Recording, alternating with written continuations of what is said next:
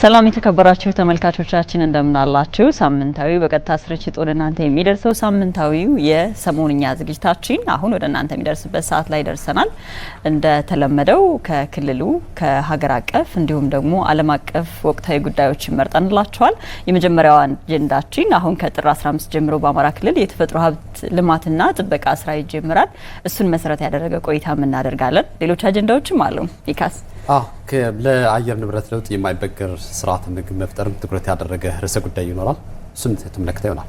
መልካም። ከሰሞኑ ደግሞ እንግዲህ 15 ወራትን ቆይታ ያደረገው የሐማስ ታጣቂ ቡድን የሚደግፉ ሌሎችም ቡድኖችና ሀገራት ጭምር የተሳተፉበት ከእስራኤል ጋር የነበረው ጦርነት የጊዜያዊ ተኩስ አቁም ስምምነት ላይ መድረሱን መነሻ አድርገንም እንዲሁ ቆይታ እናደርጋለን። እንግዲህ ወደ መጀመሪያው ርዕሰ ጉዳይ ማህደር ስናልፍ አማራ ክልል ብሎም በኢትዮጵያ ደረጃ አሁን ወቅቱ የተፈጥሮ ሀብት ስራ የሚሰራበት ወቅት ላይ ደርሰናልና እንግዲህ በርካታ የህብረተሰብ ንቅናቄ የሚታይበት ከፍተኛ ህብረተሰብ ተሳትፎ የሚደረግበት እንደሆነ እናስታውሳለን። እንግዲህ የተፈጥሮ ሀብት ስራ በመስራት እንግዲህ በሀገር አቀፍ ደረጃ ብሎም በዓለም አቀፍ ደረጃ ተሞክሮዎችን እያነሳን ቆይታ የምናደርግ ነው የሚሆነው። እንግዲህ የተፈጥሮ ሀብት ስራ በ19ኛው መቶ ክፍለ ዘመን ጀምሮ እንደተሰራ ይነገራል። እንግዲህ ወደ ኋላ ታሪካዊ ሂደቱን ስንመለከት ማለት ነው። በኢትዮጵያ ደግሞ በ1970ዎቹ ዓመተ ምህረት ጀምሮ አዛ አካባቢ ጀምሮ የተፈጥሮ ሀብት ስራ ይሰራ እንደነበር እንግዲህ መረጃዎች ያሳያሉ። ከቅርብ ጊዜ ወዲህ ደግሞ በ2003 ዓመተ ምህረት ጀምሮ ከፍተኛ የሆነ የህብረተሰብ ወይም ንቅናቄ ያሳተፈ ስራ እየተሰራ እንደመጣ እናስታውሳለን። ያለፉት 3 ተከታታይ ዓመታትን የ2015 2016 እንዲሁም 2017 ምን አይነት ስራዎች ተሰሩ፣ ከዛ በኋላ ምን አይነት ለውጦች መጡ የሚሉትን ነገሮች እያነሳን ቆይታ እናደርጋለን። በቅርብ ጊዜ እንዲሁም በ2017 ምን አይነት ስራዎችም ታቅደዋል እነሱንም እየተነጋገርን ቆይታ የምናደርገው። እንግዲህ እንደሚታወቀው ኢትዮጵያ ከሳህራ በታች ከሚገኙ የአፍሪካ ሀገሮች በዋናነት በተለይ የአፈር ለምነትን በመጠበቅ አሁን በቅርብ ጊዜ እያደረገችው ያለው እንቅስቃሴ አበረታች እንደሆነ እንግዲህ መረጃዎች ያሳያሉ። እንግዲህ የግብርና ልማት ላይ የተፈጥሮ ሀብት ጥበቃና ልማት ላይ የሚሰሩ ስራዎች በተለይ ደግሞ በዚህ ዘርፍ ላይ በዘመቻ የሚሰሩ ስራዎች ብዙ ጊዜ ከዘርፉ ባለሙያዎች ወይም ደግሞ ዘርፉን ከሚደግፉ የልማት ድርጅቶችና ሌሎች ተቋማት ውጪ ትኩረት ሲሰጣቸው በተገቢው ደረጃ ትኩረት ሲሰጣቸው ብዙ ጊዜ አናስተውልም።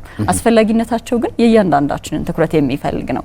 ምክንያቱም ተፈጥሮ እንድንጠቀምበት የተሰጠን ጸጋ፣ ነገር ግን ልንጠብቀው የሚገባ ልንንከባከበው የሚገባ አንዳንዶቹ ደግሞ ተተኪ ጭምር ስለሚሆኑ ልንተካው ጭምር የሚገባ ነው ማለት ነው። የተፈጥሮ ሀብት ጥበቃና ልማት ስራ ማለት ይሄ ነው።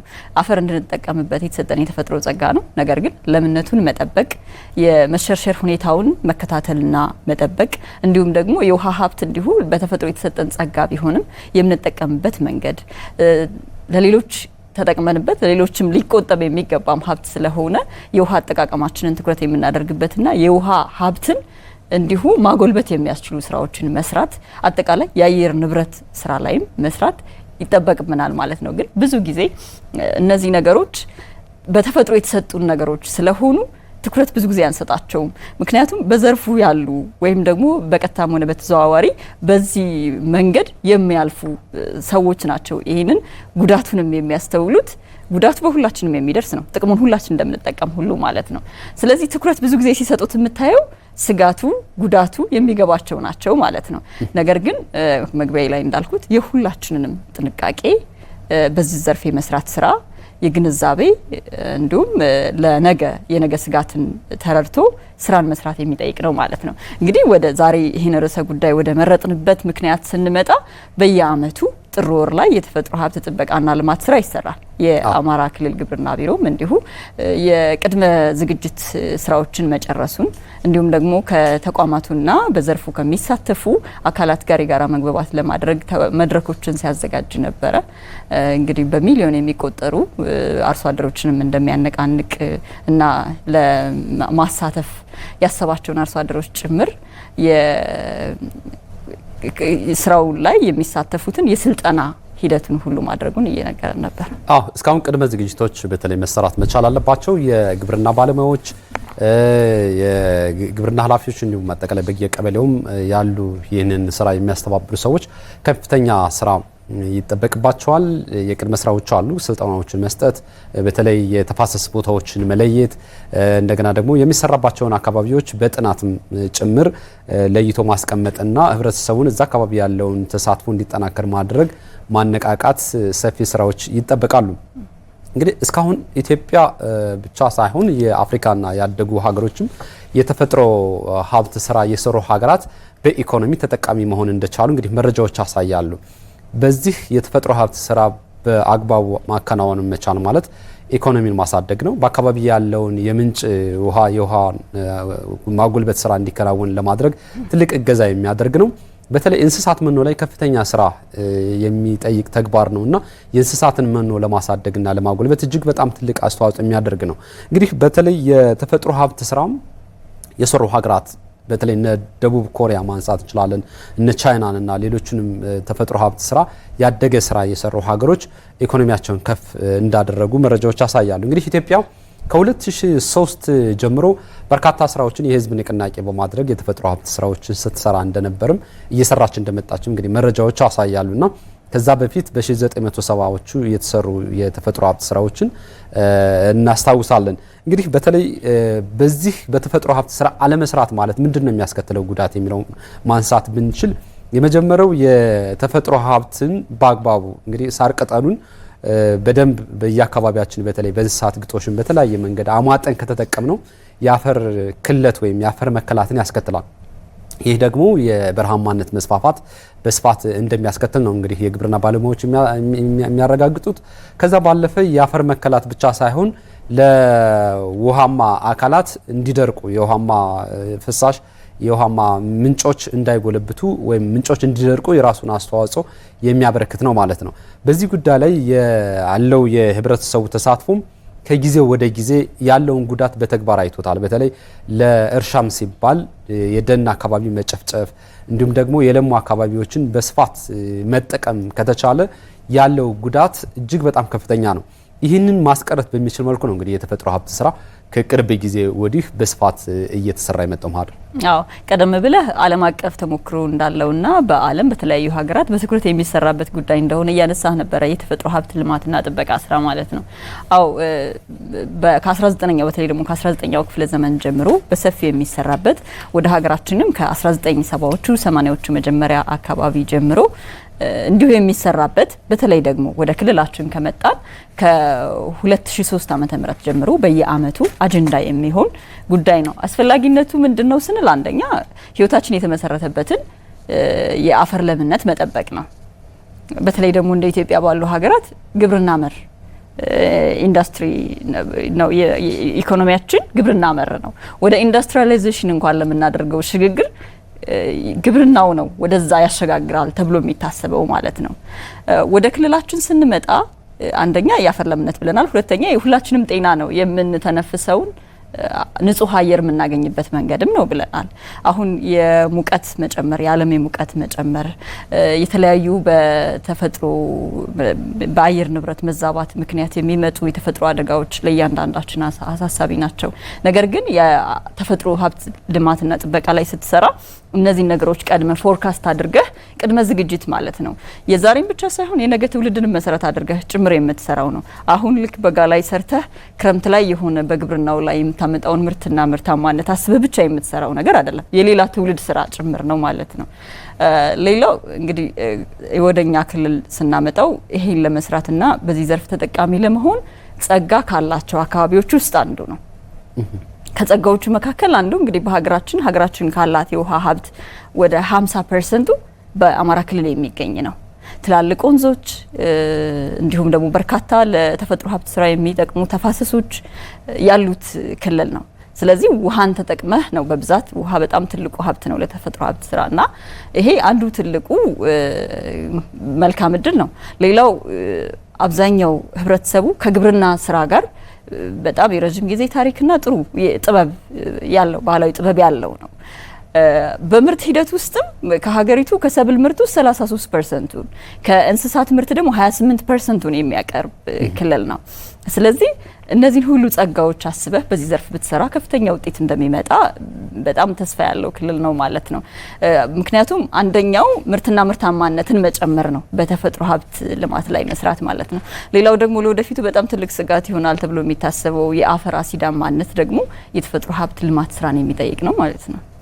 አማራ ክልል በጣም ጸጋ ያለው ክልል ነው። እንግዲህ ቀደም ሲል ያነሳሽው የውሃ ሀብት አለ። ከዛ ባለፈ ደግሞ ለም መሬት ያለው አካባቢ ነው። ይህንን ለም መሬት የበለጠ ምርታማነቱ እንዲጨምር ከተፈለገ የተፈጥሮ ሀብት ስራ በደንብ እና በሚገባው ልክ መስራት የግድ ይላል ማለት ነው። እንግዲህ ከዚህ ጋር ስናነሳ የሌሎች የአፍሪካ ሀገራት ተሞክሮችን ማንሳት እንችላለን። ደቡብ አፍሪካ አንድ ጥናት ውስጥ የተካሄደ ጥናት ነበረ። በተለይ ፕሮፌሰር ሳሙኤል ናና ሲንካም የሚባሉ ምሁር እንዳሉት ከሆነ አብዛኛው የአፍሪካ ሕዝብ በተለይ የገዛ ራሳቸውን አካባቢ በራሳቸው የሚያወድሙት ኑሯቸውን ለመደጎም ሲሉ ነው። በዚህ መሰረት ደግሞ የተፈጥሮ ሀብትን ከሚገባው በላይ በመጠቀማቸው በአካባቢያቸው ያለውን የተፈጥሮ ሀብትን መልሰው ባለመስራታቸው የኢኮኖሚ ችግር ወይም የኢኮኖሚ ሰለባ የሚሆኑት ራሳቸው ህዝቦቹ ናቸው የሚል ሀሳብ ሰጥተዋል። እንግዲህ በዚህ ጥናት መሰረት አብዛኛው ከ80 በመቶ የአፍሪካ ሀገሮች ህዝቦች የሚጠቀሙት ወይም የኃይል ምንጭ የሚያደርጉት የማገዶ እንጨትን ነው። በማገዶ እንጨት ምክንያት ደግሞ በርካታ በአካባቢ እንግዲህ አነስተኛ ቁጥቋጦዎችን ሳይቀር በመጨፍጨፍ በመጠቀም ለማገዶነት በመጠቀማቸውና ለተለያዩ ፍጆታ በመጠቀማቸው ምክንያት የአፍሪካ ሀገራት ካላቸው የተፈጥሮ ሀብትን የሚያወድሙት ወይም የችግር ውስጥ የሚገቡት በራሳቸው ጥረት እንደሆነ ነው እንግዲህ መረጃዎች የሚያሳዩት። በሜክሲኮም እንደዚሁ ማንሳት እንችላለን። ሜክሲኮ እንዲሁም ብራዚል አካባቢ ያለው ከፍተኛ የሆነውን የተፈጥሮ ሀብት በአግባቡ ባለመጠቀም ምክንያት ባለው አመታዊ የፍጆታ ወይም የእንጨት ፍጆታና የማገዶ ፍጆታም እንዲሁም ደግሞ ለተለያዩ ፋብሪካዎች እንጨቱን በአብዛኛው በመቁረጥ ምክንያት የዓለምን የሙቀት መጠን እንዲጨምር በማድረግ በኩል ከፍተኛ ሚና ተጫውተዋል። እንግዲህ በብራዚል ማሆጋኒ የሚባል አረንጓዴ ወርቅ እየተባለ የሚጠራል አረንጓዴ እንጨት ነው። ይህ እንጨትን እንግዲህ ለመቁረጥ ወደ 7600 ማህበራት አሉ። እንግዲህ ይህንን ዛፍ ብቻ ለመቁረጥና ወደ ሌላኛው ዓለማት ለማሰራጨት ማለት ነው። እንግዲህ ከዚህ ጋር ተያይዞ አንዱን እንጨት የሚሸጠው $30 ነው። ወደ ፋብሪካ ቀርቦ ለግብአት እሴት ተጨምሮበት በሚሸጥበት ጊዜ ወደ $130,000 ይሸጣል ማለት ነው። እንግዲህ በየአካባቢ ያለውን የደን መራቆት፣ የደን መስፋፋት እንዲሁም ደግሞ ሀገር በቀል እጽዋትን በአግባቡ ባለመጠቀም ምክንያት ከፍተኛ የሆነ የተፈጥሮ ሀብትን አሟጦ መጠቀም አለ። በዚህን ጊዜ ደግሞ የአፈር መከላትን እጅግ በጣም አስተዋጽኦ ከሚያደርጉ ነገሮች አንደኛው የተፈጥሮ ሀብትን በአግባቡ መጠቀም አለመቻል ነው። እንግዲህ ከቅርብ ጊዜ ወዲህ በአማራ ክልል የተሰራውን የተፈጥሮ ሀብት ስራ ማየት እንችላለን። ተራሮቻችንን ብዙውን ጊዜ በእርከን ስራ መስራታችን ከዛ ባለፈ ደግሞ ተራሮቹን በራሱም ደግሞ እርከን ከመስራት ባለፈ ጠብቆ በማቆየት ብቻ ለወጣቶች የስራ ዕድል ለልም ማነብ እንዲሁም ደግሞ የነበሩ እጽዋቶችን መልሰው በማገገም ደረጃ እያስተዋልን ነው የሚሉ የግብርና ባለሙያዎችን እንግዲህ ገለጻም የግብርና አርሶ አደሮችም ሲገልጹ እናስተውላለን። እና እንግዲህ ሰፊ የሆነ የተፈጥሮ ሀብት ስራ መስራት ለአካባቢው ስነ ምህዳር ለአካባቢው የኑሮ ተስማሚነትም ጭምር አስተዋጽኦ የሚያደርግ ነው ማለት ነው። አዎ እንግዲህ ተፈጥሮን ስንጠቀምበት ያለ ጥንቃቄ ስለሆነ ጭምር ምናባክነውም በጣም ብዙ ነው ማለት ነው። ለምሳሌ የውሃ ሀብታችንን አመቱን ሙሉ በአማራ ክልልም ሆነ በኢትዮጵያ አመቱን ሙሉ የሚፈሱ የውሃ አካላት በርካቶች ናቸው። ከትልቅ ወንዞች እስከ ትንንሽ ተፋሰሶች ወይም ደግሞ እስከ ወቅቱን ጠብቀው እስከሚኖሩ የውሃ አካላት እስከሚባሉት ማለት ነው። ነገር ግን በስርገት የውሃ መጠንን ወይም ደግሞ የውሃ ሀብትን መቆጠብ እንደሚቻል የዘርፉ ባለሙያዎች ያነሳሉ። በተጨማሪም ደግሞ አፈርን ሁሌም እንድትጠቀምበት አንተም ተጠቅመህ ለወደፊቱ ትውልድ ወይም ለልጆችህም እንድታሻግር ለምነቱን አስጠብቀህ ልትጠቀምበት ይገባል። የአፈር ለምነትንም ለመጠበቅ እንዲሁ የሚሰሩ የተለያዩ ስራዎች አሉ። እሱንም መስራት ያስፈልጋል ማለት ነው። ነገር ግን ብዙ ጊዜኛ አመቱን ሙሉ የሚፈሰው የማንጠብቀው ውሃችን ለም አፈራችንን ጭምር ነው ይዞ እንደገና ለማፈርን መሸርሸር ብቻ አይደለም የሌላው የውሃ ሀብታችን ላይ ደለል ፈጥሮ ጭምር እንደገና ሌላ ኪሳራ ማለት ነው። አዙሪት ውስጥ የገባ ኪሳራ ነው ብዙ ጊዜ በተፈጥሮ ሀብታችን ውስጥ ጥንቃቄ የሌለው ሳይንሳዊ ያልሆነ ብዙ ጊዜ አጠቃቀምና ነገን አስበን የምንሰራው ስላልሆነ ማለት ነው። ነገር ግን ይሄ ብዙ ጊዜ በተፈጥሯዊ መንገድ ከዛም ደግሞ በሰዎች በጊዜ ሂደት ውስጥ ባዳበሩት ክህሎት ውስጥ ከምንጠቀምበት መንገድ አሁን ሳይንሱን ተንተርሰን የምንጠቀምበት የተፈጥሮ ሀብት አጠቃቀም ግድ የሚልበት ሰዓት ላይ ነው ያለ ነው። ለዛ እኮ ነው ለምሳሌ በረሃማ አካባቢዎችን ይዘው ነገር ግን በጣም ከፍተኛ ምርት የሚያመርቱ ሀገራትን እናነሳለን። ብዙ ጊዜ አይደለ በኢሪጌሽን የሚያመርቱትን እነ እስራኤል እናነሳለን፣ ሌሎችም ሀገራትን እናነሳለን።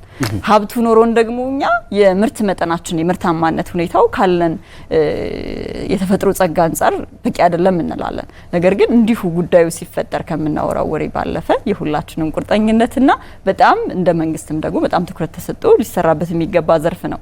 በተለይ ቅርብ ጊዜ አብዛኛው የምርትና ምርታማነት ሂደቱ ዝናብን መሰረት ያደረገ የነበረ ቢሆንም አሁን የመስኖ ልማቱ እንዲሁም ደግሞ ቅድም የተራራን ማልማትን እያነሳህ ነበረ። በነገርህ ላይ በምስራቅ አፍሪካ ካሉ አጠቃላይ የተራራማ ከሚባለው አካባቢ 75% ኢትዮጵያ ውስጥ እንደሚገኝ ነው የዘርፉ ጥናቶች የሚያሳዩት።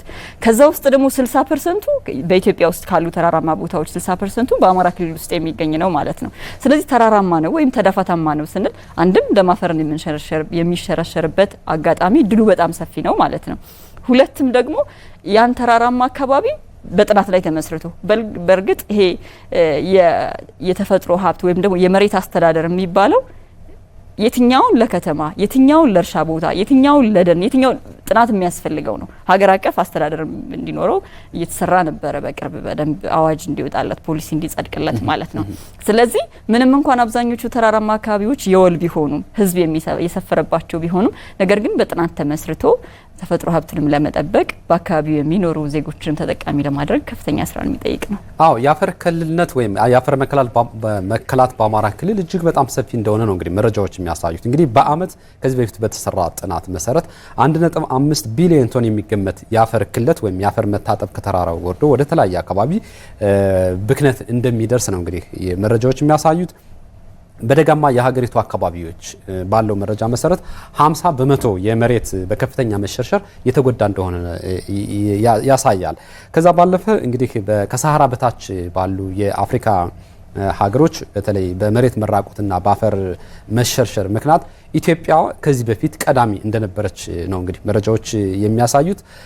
ከዛ በኋላም እንግዲህ ይህ ጥናቱ ከተሰራ በኋላም በርካታ የተፈጥሮ ሀብት ስራዎችን ከ2003 እስካሁን ድረስ በመሰራቱ ብዙ ተራራዎችና ብዙ ሸለቆ አካባቢዎች መልሰው የማገገም እድላቸው እንደጨመረ ነው እንግዲህ መረጃዎች የሚያሳዩት። ኢትዮጵያ ይህንን የተፈጥሮ ሀብት ስራ በመስራቷ ምን ተገኘ? እስካሁን መረጃዎች እንግዲህ በልምድም የተገኙ በጥናትም በግብርና መረጃዎች ውስጥ የተገኙት ምን ውጤት ተገኘ ሲባል የመጀመሪያው የተገኘው ውጤት የሰብል ምርታማነትን መጨመር መቻሉ አንዱ እንደሆነ ነው ይነገራል። እንግዲህ በፊት ከ1 ሄክታር መሬት ይገኝ የነበረው የምርት መጠንና አሁን የተፈጥሮ ሀብት ስራ ከተሰራ በኋላ በ1 ሄክታር መሬት ላይ የተገኘው በተመሳሳይ መጠን የሚገኘው የሰብል ምርት ጭማሪ እንዳሳየ ነው እንግዲህ መረጃዎች የሚያሳዩት። በጥናቶች መሰረት ከ75 እስከ 200% መጨመሩን ያሳያል። ከዛ ባለፈ የአፈር ለምነትን መጠበቅ እንደተቻለ ነው የተነገረው። በየአካባቢ እንግዲህ የተፈጥሮ ሀብት ስራ ሲሰራ ማህደር የራሱ የሆነ ጥንቃቄ የሚጠይቅ ነገር ነው። አንዳንድ ጊዜ በዘልማዳዊ ወይም ለአፈር ለተፈጥሮ ሀብት ስራ የማያግዙ አካባቢዎችም የእርሻ መሬቶች ላይ በአብዛኛው መሀል ላይ ሄዶም የመቆፈርና የመስራት አዝማሚያ ይታያልና መልካም እንመለስበታለን። ይካስ ካለን ሰዓት አንጻር በዚህ ጉዳይ ላይ ከሰሞኑ በአማራ ክልል በምክትል ርዕሰ መስተዳድር ማዕረግ የገጠር ልማት ዘርፍ አስተባባሪና የክልሉን የግብርና ቢሮ ኃላፊ በዚህ ጉዳይ አናግረናቸው ነበረ። ከዛ ውስጥ ያዘጋጀንላችሁን ሀሳብ ተከታትለን ተመልሰን እንገናኛለን። ጥናቶች እንደሚያሳዩት ለውጥ አለ። የአፈር ክለት በከፍተኛ ደረጃ ቀንሷል። የተፈጥሮ ልማትና ጥበቃ የተሰራባቸውና ያልተሰራባቸው ቦታዎች ስናነጻጽር የጥራቱን ጠብቆ ተፋሰስን ማዕከል አድርገን የሰራንባቸው ስራዎች አካባቢ ለውጥ መጥቷል። የምርት እድገቱ አንዳንድ ቦታ ላይ እስከ 75% የምርት እድገት አምጥቷል። አንዳንዱ በጣም እንደውም የተጋነነ ውጤት የተገኘበትም አለ። ከ100% በላይ እስከ 200% የሚደርስ የምርት ጭማሪ የተገኘባቸው አካባቢዎች አሉ።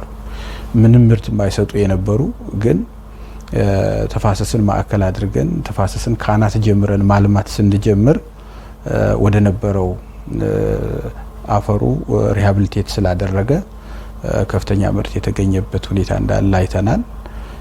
የምርምር ውጤቶች የሚያሳዩት በጣም ከፍተኛ ለውጥ እንዳለ ነው። በተለይ ምስራቅ አማራ ላይ ብንሄድ በተቀናጀ የተፋሰስ ልማት የተሰራባቸው ቦታዎች ላይ ከፍተኛ ምርት እየተገኘበት ነው። ለሰብል የሚውለው የተራሮች አናት በደን ከመሸፈኑ ጋር ተያይዞ ውሃ የመያዝ እና ከዳውን ስትሪም የሚባለው ውሃ ማመንጨት ስለቻለ አመት ሙሉ ውሃ መፍሰስ ስለቻለ የወንዞች የፍሰት አቅም እየጨመረ ስለመጣ በመስኖ ልማት የሚገኘው ምርት ጎን ለጎን የንብ ማነብ ስራ ከዛ ጎን ለጎን የማድለብና የእንስሳት እርባታ ስራ የመኖ ልማት ስራ በመሰራቱ በእያንዳንዱ ፐር ዩኒት ኤሪያ የመጣው ፕሮዳክቲቪቲ እስከ 200% የሚደርስበት ሁኔታ ነው ያለውና ጥናቶች የሚያሳዩት ይሄንን ነው። ከዚህ በፊት የተሰጠው ትኩረት እውነት ለመናገር ትኩረት ተነፍጎታል የሚባል አልነበረም። ትልቁ ፈተና የነበረው እንዴት አድርገን ህብረተሰቡን ይህንን እቅድ የጋራ እናድርገው በባለቤትነት ወደ ውስጡ አስገብቶት የኔ ነው ብሎ የራሱ ብሎ እንዴት አድርገን እናሲዘው የሚለውን ማነቁ መፍታት ነበር ትልቁ ፈተና ሆኖ የነበረው። በተለይ የአረንጓዴ አሻራ ከተጀመረ በአገር አቀፍ ደረጃ ልዩ ትርጉም ተሰጥቶት መንቀሳቀስ ከጀመርን በኋላ ብሬክ ስሩ ማምጣት ተችሏል። አሁን ባለፉት አመታት ያመለጠንን እድል ኮምፐንሴት ሊያደርግ በሚችል መንገድ መስራት እንዳለብን ከላይ እስከታች መግባባት ተደርሷል። በጎን ይሄ የሰላም ችግር ገጥሞ አደናቀፈው እንጂ ግብርናው ቁጭት የተፈጠረበት ሴክተር ነው ብሎ መውሰድ ይቻላል። አሁን አርሶ አደሩ የመስኖን ጥቅም አውቋል። መስኖ ደግሞ የተፈጥሮ ሀብትና ልማትና ጥበቃ ስራ ካልሰራሽ አመቱን ሙሉ ውሃ ማጠጣት አይቻልም ሰብልን። የኛ ክልል ከ50% በላይ የሚሆነው መሬት ከፍተኛ ተዳፋትነት ያለበት አካባቢ ነው። ስለዚህ ይሄ ክልል እስካሁን በማሳ ላይ ያተኮረ ስራ ነው ሲሰራ የቆየው። ተራራ ልማት ላይ ያለን ኤክስፔሪየንስ ብዙ አይደለም። 4.5 ሚሊዮን የሚሆን ህብረተሰብ እናንቀሳቀሳለን ብለን እናስባለን። ከ360 ሺህ ሄክታር በላይ የእርሻ ማሳ በርከን እንሸፍናለን ብለን ከ9 ሺህ በላይ የሆኑ ተፋሰሶች ላይ ስራ እንሰራለን ብለን ነው አቅደን እየተንቀሳቀስን ያለ ነው። አሁን ተመልሰን ተገናኝተናል። የተከበራችሁ ተመልካቾቻችን ቀደም ሲል እንግዲህ የአማራ ክልል የግብርና ቢሮ ኃላፊ ዶክተር ድረስ ሳህሉ በተለይ በአማራ ክልል የተፈጥሮ ሀብት ስራ በተከታታይ በመሰራቱ የተገኙ ውጤቶችን የገለጹልን ነበርና እንግዲህ በ2015 ወደ 357 ሺህ ሄክታር መሬት የአፈርና የውሃ ጥበቃ ስራ ማከናወን እንደተቻለ መረጃዎች ያሳያሉ። ማህደር ከዛ ባለፈ በ2016 ደግሞ ከ376 ሺህ ሄክታር በላይ መሬት የአፈርና ውሃ ጥበቃ ስራም እንደተሰራ በቅድ እንደተያዘ መረጃዎች ያሳያሉ። እንግዲህ በ2017 ቀደም ሲል ዶክተር ድረስ እንደገለጹት እንግዲህ ከ9 ሺህ በላይ የተፈጥሮ ሀብትና ስራ ተፋሰስ ላይ እንደሚሰራ ነው እንግዲህ መረጃዎች የሚያሳዩት። በአንድም ይሁን በሌላ መልኩ ግን የተፈጥሮ ሀብት ስራ የምንሰራው ለኛ ነው። ማህደር ለእያንዳንዳችን ለቀጣይ የሀገራችን እጣ ፈንታ ወሳኝ በመሆኑ እንግዲህ ምርትና ምርታማነትን ለመጨመር በየአካባቢ ያለውን የተፈጥሮ ጸጋ ለመጠበቅ ሲባል በየአካባቢያችን የድርሻችን ከተወጣን ጥሩ ውጤት ማግኘት እንደሚቻል ነው እንግዲህ ከዚህ በፊት የተገኙት ልምዶች የሚያሳዩት። መልካም ካለን ሰዓት አንፃር እዚህ ላይ የሚኖረንን ቆይታ እዚህ ጋር እንግታና ወደ ሁለተኛው ርዕሰ ጉዳያችን ስናልፍ በተዘዋዋሪ ከዚህ ጉዳይ ጋር የሚገናኝ ይመስላል። ነገር ግን ይሄ የራሱ በተፈጥሮ ሀብት ላይ ሌላ ሴግመንት ነው ማለት ነው። እንግዲህ ለአየር ንብረት ለውጥ የማይበገር ምግብና የምግብ ስርዓትን መገንባት አንደኛው አጀንዳ ነው። ቀደም እንዳልነው የአየር ንብረት ለውጥ የተፈጥሮ ሀብት አጠቃቀም የአየር ንብረት ለውጥ ችግሮች ተጋላጭነትን ያመጣል ብለናል። እነዛ ችግሮች ደግሞ የህልውና ስጋት ናቸው ማለት ነው። ከህልውና ስጋትነታቸው ውስጥ አንዱ የምግብ ጤናማነትና ምግብ ራሱ ምርታማነት ላይ በተጨማሪም ደግሞ የሰው ልጅ ጤና ላይ ያላቸው ተጽዕኖ በጣም ከፍተኛ ነውና በሀገራችን በዚህ ጉዳይ ላይም ይሰራል። 15 በዘርፉ ግንኙነት ያላቸው ሚኒስትር መስሪያ ቤቶችን የሚያገናኝ ማለት ነው ሚኒስትሮች የሚሳተፉበት እዚህ ላይ ሌላ ኦርጋናይዜሽን አለ ማለት ነው እዚህ ላይ የሚሰራው። ምክንያቱም የአየር ንብረት ለውጥ ችግሮች የሆነ ሰዓት ላይ የጎርፍ አደጋን ማምጣት ወይም ደግሞ የሆነ ሰዓት ላይ የከፍተኛ ሙቀት መጨመርና በዛምና በሌሎች ጉዳዮች የሚነሳ የሰደድ እሳት ወይ ሌላ ብቻ አይደለም የምናመርተው ምርት ላይ የምርታማነት መቀነስ ብቻ ሳይሆን የምርቱ ጤናማነት ላይ የሚያመጣው ችግር ስላለ እዚህ ጉዳይ ላይ ይሰራል ማለት ነው እና ከሰሞኑን በአዲስ አበባ የ3 ቀን አውደ ጥናት በዚህ ዘርፍ ተካሂዶ ነበረ። ስለዚህ ነው በሁለተኛነት ይሄን ጉዳይ የመረጥ ነው። ፍኖተ ካርታ ተዘጋጅቶለታል። የዚህ ለአየር ንብረት ለውጥ የማይበገር የአረንጓዴ ኢኮኖሚ በሌላ መልኩ መዘርጋት የምግብ ስርዓት መፍጠር ትልቅ ትኩረት የተሰጠው ነው። እንግዲህ ቀደም ሲል እንዳልሽው ይህ ለአየር ንብረት ለውጥ የማይበገር የምግብ ስርዓት መፍጠር ወደ ፍኖተ ካርታ በነገራችን ላይ ተዘጋጅቶለታል። ፍኖተ ካርታ አለው። የምግብና ስርዓተ ምግብ ጋር ግንኙነት ያለው ነው። እንግዲህ የሰው ልጅ ውጤታማ እንዲሆን ከተፈለገ አንደኛው በምግብ ውጤታማ የሆነ አጠቃቀም መጠቀም መቻል አለበት ነው። በዋናነት እንደምናስታውሰው ልጆች ከህፃንነታቸው ጀምሮ የእድሜ ገደብ አለው። በተለይ መቀንጨር ከዚህ በፊት በስፋት እናስታውሰዋለን እና ይሄ አንደኛው ችግር ተብሎ የሚጠቀሰው ምግብና ምግብ ነክ ጉዳዮችን በአግባቡ መጠቀም አለመቻል ነው። እንግዲህ የአንደኛው በሌላ መልኩ ትኩረት አለመስጠት ሊሆን ይችላል። በነገራችን ላይ ምግቡ እያለ ከጎን አካባቢያችን እየተመረተ ነው፣ ግን የማመጣጠን ሂደትና በአግባቡ መጠቀም አለመቻል፣ በሌላ መልኩ ደግሞ የአቅርቦት እጥረትም ያለባቸው አካባቢዎች እጅግ በጣም ለዚህ ለችግሩ ተጋላጭ የሆነ የህብረተሰብ ክፍል እጅግ በጣም ሰፊ ነው። ለምሳሌ ለልጆች በተመጣጣኝ ምግብ እንደ እንቁላልና ሌሎች ገንቢ ምግቦችን መመገብ ለቀጣይ ህይወት ዘመናቸው እጅግ በጣም ትልቅ አስተዋጽኦ እንደሚያደርግ ነው እንግዲህ መረጃዎች የሚያሳዩት። ይህንን ስራ ይሰራ ቢባል በአንድ በግብርና ጽህፈት ቤት ወይም በአንድ በግብርና አካላት ብቻ የሚከናወን አይደለም። ይሄ ከጤና ሚኒስቴር ጋር ከጤና ጽህፈት ቤት ጋር ከጤና አካላት ጋር በስፋት ወይም እንዲሁም ዓለም አቀፍ ትብብርን የሚጠይቅ ተግባር ነው። ከፍተኛ መዋለ ንዋይ ይጠይቃል። የአፍሪካ ሀገራት ማንሳት እንችላለን እና እንግዲህ ያለው የምርታማነቱንም ሁኔታም በዛው ልክ የግድ ገና ማድረግና መዳበር ስለሚገባው ያንን እንዲዳብርና በአግባቡ እንዲጠቀም ለማድረግ ከፍተኛ ስራ የሚጠይቅ ተግባር ነው። እንግዲህ የዚህ ጉዳይ አንዱ አጀንዳ ስርዓተ ምግብ ነው የሚለው።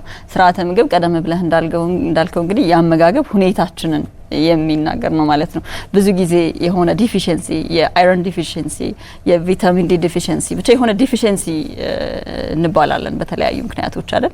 ያ ማለት ምግብ አጥሮህ ላይሆን ይችላል። የምትወስደው ምግብ ግን የሰው ልጅ የሚያስፈልገው ንጥረ ምግቦች ሁሉ ያካተተ ያለመሆን ችግር ነው ማለት ነው። ቅድም እንዳልከው ምግቡን ያለማግኘት ብቻ አይደለም፣ ብዙ ጊዜ የልምድ ወይም ትኩረት ያለመስጠት ጉዳይ ሁሉ ይሆናል። ለምሳሌ ከአንድ አርሶ አደር ቤት አንድ ህፃን ሊያስፈልገው የሚችል ወይም ደግሞ አንድ ሰው ሊያስፈልገው የሚችል የተለያየ አይነት ነገሮች ሊኖሩ ይችላሉ፣ በብዛት እንኳን ባይኖር ግን በተለምዶ ደጋግመን የምንመገባቸው የምግብ አይነቶች አሉ። እንደዛ ስለሆነ አብዛኛው ሰውነታችን በጣም የሚያስፈልገው ንጥረ ምግብ ስለሚያንሰን የመቀንጨር ደረጃ ላይ ሁሉ የመድረስ ችግሮች በጣም አሳሳቢ ናቸው። ብዙ ጊዜ የማይሰጡ ጉዳዮችን ትኩረት ስለምናደርግባቸው ነው እንጂ ሰውነታችን የሚያስፈልገውን ንጥረ ምግብ ያለማግኘት ችግር ወይም የመቀንጨር ችግር በጣም ብዙ ጊዜ የሚነሳ ነገር ነው ማለት ነው። እንደውም በዚህ ጉዳይ ላይ ጥናቶች ሲደረጉ ወይም ደግሞ እዚህ ላይ በዚህ ዘርፍ ሊሰሩ የሚገባቸውን አካላት አግኝቶ የሚሰጥ ስልጠና ላይ ስትገኝ እኮ በጣም ትደነግጣለህ፣ የሚወጣው የጥናት ውጤት ማለት ነው።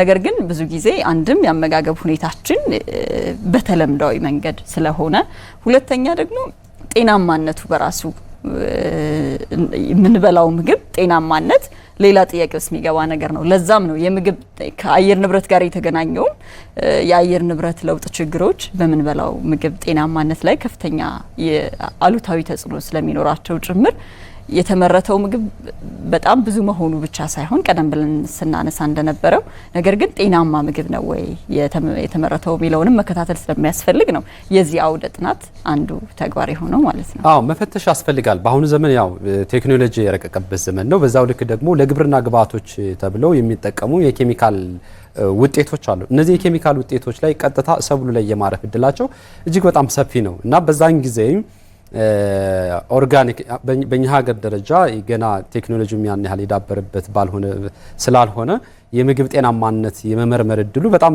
ዝቅተኛ ነው። እንግዲህ ባለው ትኩስ ወቅታዊ ያለውን ምግብ ከመጠቀም ባለፈም የምግብ የብስለት መጠኑ በምን ያህል መጠን እንትን ይላል አይነት እንግዲህ አንድ ሰው ሲመገብ የተለያዩ የምግብ ደረጃዎችን ያልፋል። እንግዲህ በሽታ ተከላካይ፣ ኃይል ሰጭ እንዲሁም ገንቢ ምግቦች የሚባሉት አሉ እንግዲህ በሳይንስ ደረጃ የሚመከሩት ማለት ነው። እነዚህን የምግብ ስርዓት በጠበቀ መልኩ እንዳለ ሆኖ ለአየር ንብረት ለውጥ በሚዛባበት ሰዓት ላይ ደግሞ ራሱ ምግቡ ላይ አፌክት እንዳይሆን ወይም ችግር እንዳይፈጠር በአካባቢው ያለው የህብረተሰብ ክፍል አምርቶ መጠቀም እንዲችል ለምሳሌ አሁን ዶሮ በቅርብ ጊዜ በኋላ አሁን ለምሳሌ ከቤት እንቁላል ዶሮን በራስሽ እያረባሽ እንዲሁም ወተትን በአብዛኛው በየቤታችን ላምን በደንብ ተንከባክቦ ከኦርጋኒክ የሆነ ምግብ ማግኘት እጅግ በጣም ወሳኝ እንደሆነ በቅርብ ጊዜ ብቻ ሳይሆን ሰፊ የሆኑ ልምዶች ይጠይቃሉ። አሁን ቦታ የሚጠይቅ ነው ይሄ በነገራችን ላይ የሚል ከተለያዩ ግንዛቤ እጥረትም ምርቱን ያለ መጠቀምና ያለ ማምረት ሁኔታዎች የመስተዋል ሁኔታ አለና ያንን ነገር መቅረፍ በሚችል መልኩ በተለይ የምግብና የስርዓተ ምግቡን ሁኔታ በማጣመር ስራዎችን መስራት እንደሚችል ዋነኛው ትኩረት ያደረገ ነው እንግዲህ የዚህ ዓላማ ማለት ነው። መልካም እንግዲህ ባነሳነው ርዕሰ ጉዳይ ዙሪያ እየተካሄደ ባለው አውደ ጥናት ላይ ጉዳዩን አስመልክቶ የግብርና ሚኒስትሩ ዶክተር ግርማ መንቴ እንዲሁም ደግሞ የጤና ሚኒስትሯ ዶክተር መቅደስ ዳባ የሰጡትን ሀሳብ ለእናንተ አዘጋጅተንላችኋል። ተከታትለን ተመልሰን እንገናኛለን። የአረንጓዴ አሻራ፣ የሌማት ትሩፋት፣ የስንዴ ኢኒሼቲቭ ሌሎችም ስራዎች ከዚህ ፍኖተ ካርታ ጋር አብሮ የሚሄዱ መሆኑን ያየንበት ሁኔታ አለ። በዚህ ስርዓተ ምግብ እና ኒውትሪሽን ፍኖተ ካርታ ውስጥ የተለዩ 24 ጌም ቼንጂንግ ሶሉሽን ውጤት ቀያሪ የሚባሉ ኢትዮጵያ መስራት ያለባት ጉዳዮች ተብሎ በሰባት ዋና ዋና ምሰሶዎች ተለይተዋል። እነዚህ ስራዎች ከማሳ እስከ ጉርሻ ድረስ ያሉትን በሙሉ ስራ የያዙ ናቸው። ምግብን ስታመርት ኢትዮጵያ ለአየር ንብረት ለውጥ በማይበገር መንገድ ምግብ ማምረት መቻል አለብን። ማምረት ብቻ በቂ ስላልሆነ ያመረትነውን በቂ ምርት በአስፈላጊ ጊዜ በበቂ ሁኔታ ስቶር አድርገን ጥራቱን ጠብቀን አቆይተን መጠቀም የምንችልበትን አቅም መፍጠር ማለት ነው። ስለዚህ ይሄ የኢትዮጵያ ፍኖተ ካርታ ይሄን ሁሉ ያጠቃልላል።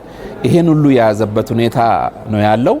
ማምረት፣ ለአየር ንብረት ለውጥ በማይበገር መንገድ መያዝ፣ ማከማቸት፣ ችግሮች በሚገጥሙን ጊዜ በራስ አቅም ያንን መቋቋም የሚችል ሬዚሊየንት የሆነ ሲስተም መፍጠር የሚል ነው። እንደ ጤና ብዙ ጊዜ እንደምናውቀው ምግብ ከሚመረትበት ቦታ ከእርሻ እስከ ጉርሻ ነው የምንለው።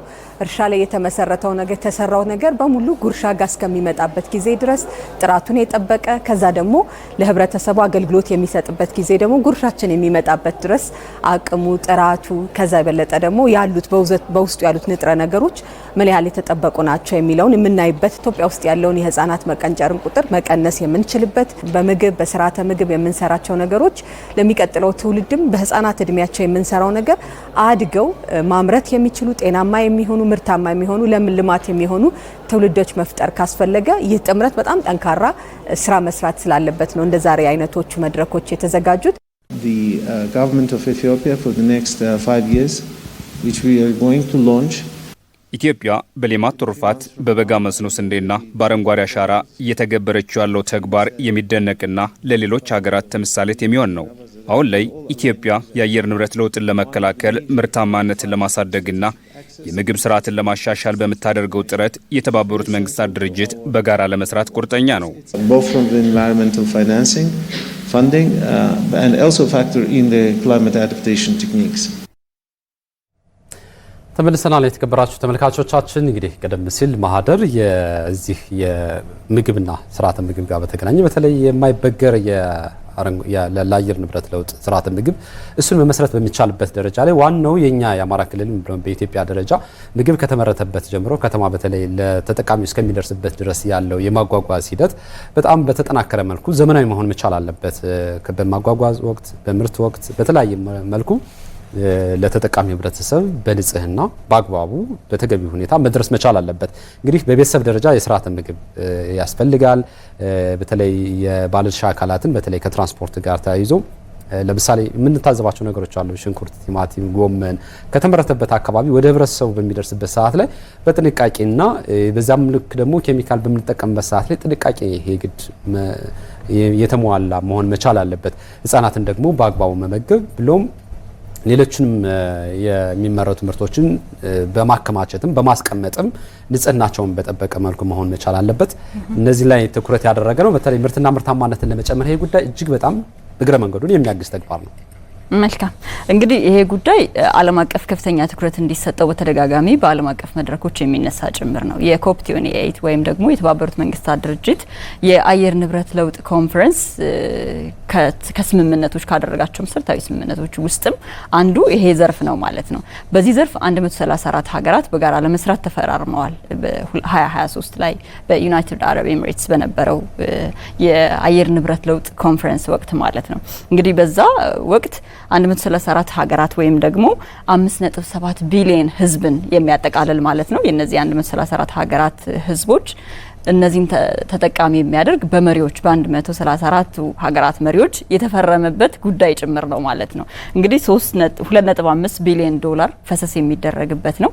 በተለይ ደግሞ 160 ሚሊዮን ሄክታር መሬትን አንድም ምርታማነቱን መጨመር፣ ሁለትም የሚመረትበትን ምርት ጤናማነት ጥንቃቄ አድርጎ መስራትና በዚህ ዘርፍ 3.6 ሚሊዮን ገበሬዎችን ለማሳተፍ ጭምር እቅድ ተይዞ እየተሰራበት ያለ ነው። እንግዲህ በ2030 160 ሚሊዮን ሄክታር መሬቱን በጣም ጤናማ ምርት የሚያመርት መሬት ለማድረግ ከሚሰራባቸው ዘርፎች ውስጥ አንዱ ነው ይሄ ጉዳይ ማለት ነው። ቀደም ብለው ሁለቱም ሚኒስትሮች እንዳነሱት አንድም ጤናማነቱ፣ ሁለትም ምርታማነቱ ማለት ነው። በአየር ንብረት ለውጥ በመጣ ጊዜ ሀገራትም እንዲሁ ተጠባባቂ ምርት እስከ ማምረት የሚያስችል የምርት ውጤታማነት፣ የምርቱ ደግሞ ጤናማነትም ጭምር ማለት ነው። ከ134 ሀገራቱ 26ቱ በአፍሪካ ውስጥ የሚገኙ ሀገራት ናቸው። ካለን ጊዜ አንጻር ግን ወደ ሌላ ወይም ደግሞ ወደ ሶስተኛው ርዕሰ ጉዳያችን ማለፍ ስለሚኖርብን ከመሸጋገሪያ በኋላ ተመልሰን እንገናኛለን።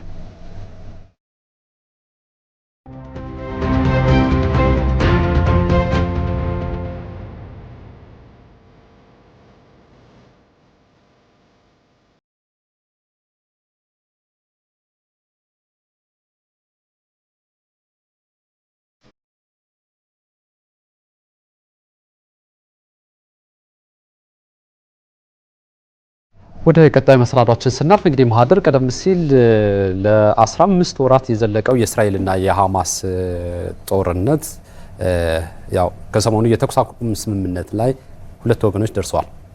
እንግዲህ 15 ወራትን ያስቆጠረው በጣም ለበርካታ ዜጎች ህይወት መጥፋት እንዲሁም ደግሞ በጋዛ አብዛኛው የሚባለው የተቋማት መፍረስ ወይም ደግሞ ጋዛን ኦልሞስት ፈርሳች በሚባል ደረጃ ውድመት ያደረሰው እንግዲህ የጦርነት የ15 ወራት ቆይታ የነበረው ጦርነት እንግዲህ ትናንትና እንደሰማነው የተኩስ አቁም ስምምነት ላይ ደርሷል።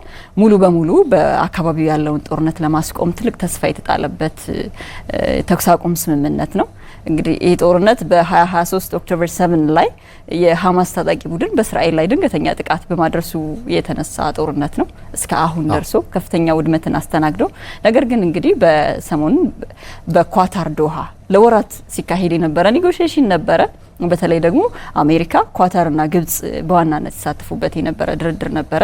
ነገር ግን 3 ምዕራፎች ያሉት ሆኖ ለጊዜው በ6 ሳምንታት ወይም ደግሞ በ41 ቀናት 42 ቀናት ይቆያል በተባለ የተኩስ አቁም ስምምነት ጊዜያዊ የተኩስ አቁም ስምምነት ላይ ተደርሶበታል። የዚህ የተኩስ አቁም ስምምነት እንግዲህ የዓለም መሪዎች እየደገፉት ነው። መካከለኛው ምስራቅን ወደ ሰላም ቀጠና ይመልሳታል ተብሎ ተስፋ ተጥሎበታል። የእስራኤሉ ጠቅላይ ሚኒስትር ቤንያሚን ኔታንያሁ የአሜሪካውን ፕሬዚዳንት ጆ ባይደን ላደረጉት ጥረትም ያው አድናቆታቸውን የቸሩበት እናስታውሳለን። ከኢራን የተሰማው ዘገባ ግን ያን ያህል ፍልስጤም ወደ ምንድነው ድል ተቀዳጅታለች ወደሚል ነው እንግዲህ አያቶላ አሊ ይፋ ያደረጉት። እንዲሁም ደግሞ የነ ቱርክ ኤርዶዋን መሪዎችን በተለይ ለመካከለኛው ምስራቅ አሁን የተሰማው ዜና እጅግ በጣም ጥሩ ነው። መካከለኛው ምስራቅን ወደ ሰላም ቀጠና እንዲመልስ የሰብአዊ እርዳታ ድርጅት ወይም የእርዳታ መኪኖች ወደ ጋዛ እንዲገቡ እድል የሚያመቻች እንደሆነ እየተናገሩ ነው። በአንድም ይሁን በሌላ የዓለም መሪዎች ይህንን የተኩስ አቁም ስምምነት በመካከለኛው ምስራቅ ሰላም የሚፈጥር ሲሉ ነው እንግዲህ እያወደሱት ያሉት። ታጋች ቤተሰቦችም ከቤተሰቦቻቸው ጋር ይገናኛሉ ተብሎ እንግዲህ ተስፋ ተጥሎበታል። ለማንኛውም ከ46 ሺህ በላይ የፍልስጤም ዜጎች ለህልፈት ዳርጎ በርካታ እስራኤላውያኖችንም እንግዲህ በሁለቱም ወገን በግጭቱ ምክንያት ህልፈት ቀጥፎ እዚህ ደረጃ ላይ አሁን የተኩስ አቁም ስምምነት መደረጉ አንድ ትልቅ ዜና ነው። አዎ ከ46000 የተቆጠሩት በሚል ነው እንደውም ዘገባው የሚያሳየው። ከ46000 የሞቱ ህይወታቸውን ያጡ ዜጎች በተጨማሪ እንግዲህ ጋዛን እንደገና መልሶ ለመገንባት ከ10 ዓመታት በላይ ይወስዳል የተባለለት ውድመት ሁሉ ነው የደረሰው። እንግዲህ ለጊዜው ባለው ጊዜያዊ የተኩስ አቁም ስምምነት ግን 33 የእስራኤል በሐማስ ታጣቂ ቡድን ስር ያሉ ታጋቾች የሚመለሱ መሆኑን እንዲሁም ደግሞ በእስራኤል ስር ላይ የሚገኙ 1600 ፍልስጤማውያንም እንዲሁ በምላሹ የሚለቀቁ መሆኑን ያሳያል። ይሄ በፌዝ 1 የሚደረግ ነው። እንግዲህ ለጊዜው እስራኤል ደግሞ ከጋዛ አካባቢዎች ለቃ የምትወጣ መሆኑን እንግዲህ በምን ያህል ደረጃ ነው ለቃ የምትወጣ ቀጣዩ ምን ይሆናል የሚለውን ለቆ መውጣትና ማስተዳደር ላይ የወጣ ዝርዝር ነገር የለም። ነገር ግን ለጊዜው ተኩስ አቁም ስምምነት ማድረግና ለቃ የተወሰነ የሚሊተሪ ለቆ መውጣት እንትን እንደሚኖርም እንዲሁ ዘገባው ያሳያል። በዋናነት ግን ይህ የተኩስ አቁም ስምምነት ጦርነቱን ሊያበቃ ይችላል ተብሎ ትልቅ ተስፋ የተጣለበት ነው። ነገር ግን የእስራኤል ካቢኔ አሁን ቮት ማድረግ አለበት የተኩስ አቁም ስምምነቱን ለመወሰን ማለት ነው። ከዶሃ የሚመጡ የእስራኤል ተደራዳሪዎች ከመጡ በኋላ እንግዲህ ዛሬ ጠዋት ነው እንደውም ያደርጋሉ ተብሎ እየተጠበቀ የነበረው። ነገር ግን አሁንም እየተጠበቀ ነው። የእስራኤል ካቢኔ ወስኖ ስምምነቱ ወደ መተግበር ይሄዳልና እሁድ ወይም ሰኞ ላይ የታጋቾችም ሆነ የእስረኞች መለዋወጥ ሊደረግ ይችላል ተብሏል። እንግዲህ ነገ እሁድ ነው እንግዲህ ተግባራዊ መደረግ የሚጀምረው። እንግዲህ በጋዛ መልሶ ማቋቋም ወይም መልሶ መገንባት በሚቻልበት ደረጃ ላይ የአውሮፓ ህብረት ወደ 120 ሚሊዮን ዩሮ መመደብ በሚቻልበት ደረጃ ላይ እንትን ብሏል። ከዛ ባለፈ እንግዲህ የዚህ ስምምነት በተለይ ጋዛን እንግዲህ የፈራረሰችውን ጋዛን መልሶ ለመገንባት የተባበሩት መንግስታት ድርጅት እንዲሁም ሌሎችም የአረብ ሀገራትም የራሳቸውን ድርሻ እንደሚወጡ ከወዲሁ እየገለጹ ይገኛሉ። እንግዲህ ወደፊት ባለ ሲመታቸውን እየተቃረበ ያሉት እንግዲህ የአሜሪካው ፕሬዚዳንት ዶናልድ ትራምፕ እንግዲህ እኔ ወደ ስልጣን ከመጣ በኋላ መካከለኛው ምስራቅ ወደ መልሶ ወደ ሰላም ቀጠና ካልተመለሰ እዛ አካባቢ ያለው ሂደት ወይ ይደፈርሳል ወይ ይጠራል የሚለውን ከዚህ በፊት ቀጭን ትዕዛዝ መስጠታቸውን እናስታውሳለን ነው።